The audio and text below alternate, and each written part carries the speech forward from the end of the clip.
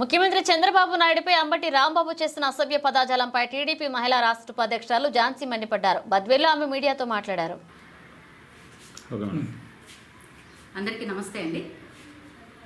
ఈరోజు గుంటూరులో జరిగినటువంటి ఒక దారుణమైన విషయం ఏమిటంటే, గౌరవ ముఖ్యమంత్రి వర్యులు శ్రీ నారా చంద్రబాబు నాయుడు గారిని ఒక పార్టీ సీనియర్ లీడర్, అంటే వైసీపీ నుంచి నేను సీనియర్ లీడర్ని అని చెప్పుకుంటున్నటువంటి ఒక దుర్మార్గమైనటువంటి ఒక లీడర్, అదే నోరేసుకొని పడిపోతూ ఉంటారు కదా అంబటి రాంబాబు గారు. ఆయన ప్రతిసారి లాగానే ఈసారి కూడా నోరేసుకుని పడిపోయారు. కానీ ప్రతిసారి ఒక విధంగా మాట్లాడే వ్యక్తి ఈరోజు హద్దు దాటిపోయారు. వాస్తవానికి రాష్ట్రంలో ఎక్కడ చూసినా కానీ కూడా వైసీపీ నాయకత్వం ఉన్నప్పుడు, అలాగే మరి ఇప్పుడు ఉన్నటువంటి కూటమి ప్రభుత్వం పైన కూడా ఈ వైసీపీ నాయకులు ప్రవర్తించే ప్రవర్తన కానివ్వండి, ఉపయోగించే పదాలు కానివ్వండి, చాలా దారుణాతి దారుణంగా ఉన్నాయి. అది ఎలా ఉన్నాయంటే, రాంబాబు గారు నేను గుడికి వెళ్ళి అభిషేకం చేపించి, కల్తీ లడ్డు గురించి అభిషేకం చేపించి వెంకటేశ్వర స్వామి గుడి నుంచి ఇంటికి వస్తూ ఉంటే దారి మధ్యలో టీడీపీ కార్యకర్తలు నన్ను అడ్డగించారు అని ఆయన మాట్లాడుతూ వస్తున్నారు. సార్, కార్యకర్తలు అడ్డగించారు, నన్ను బెదిరించారు అంటున్నారు. అసలు మిమ్మల్ని బెదిరించాల్సిన అవసరం ఏముందండి? అసలు మీరు ఏం మాట్లాడుతున్నారో అర్థమవుతుందా? ఒక సీనియర్ లీడర్ అంటున్నారు. మరి సీనియర్ లీడర్ అయ్యుండి కూడా కనీసమైన విజ్ఞత లేదా? పదాల పట్ల ఏ పదం ఉపయోగించాలని తెలీదా? ఒక రాష్ట్ర ముఖ్యమంత్రిని పట్టుకొని ఆ పదాలు మేము ఇప్పుడు ప్రెస్ ముందు చెప్పకూడదు, ఎందుకంటే వినిపిస్తామండి. వినండి.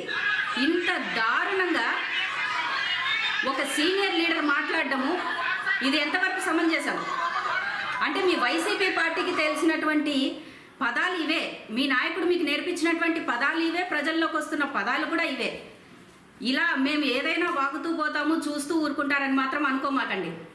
అంబటి రాంబాబు గారు చేస్తున్నటువంటి అతి ఉత్సాహం ఏమిటంటే, ప్రతి ఒక్కరు మీడియాకు వస్తున్నారు, తిడుతున్నారు, నేను తిడితే తప్పేంటి అనుకుంటున్నారు. ఏ దానికైనా హద్దు ఉంటుంది రాంబాబు గారు. ఆ రోజు అసెంబ్లీలో నోటికొచ్చినట్టు ఒక మహిళ గురించి కించపరిచి మాట్లాడారు. ఆ రోజు మీరు చేసినటువంటి దారుణానికి ప్రజలు చెప్పుతో కొట్టినట్టుగా మీకు 11 సీట్లు ఇచ్చి ఇంట్లో కూర్చోబెట్టిన విషయం మర్చిపోతున్నారా? కనీసము జ్ఞానం లేదా? ఈరోజు ఒక సీఎంని పట్టుకొని రాష్ట్ర ముఖ్యమంత్రిని ఇంత దారుణమైన పదాలతో ఉపయోగిస్తున్నారే, కనీసం సిగ్గు శరం అనేది ఏదైనా ఉందా మీకు?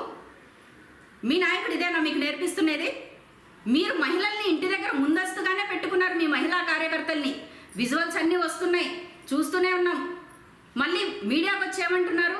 తెలుగుదేశం మహిళలు వాళ్ళు వచ్చారు, మా ఇంటి మీదకి రాళ్ళు తీసుకొని వచ్చారు, కొట్టారు.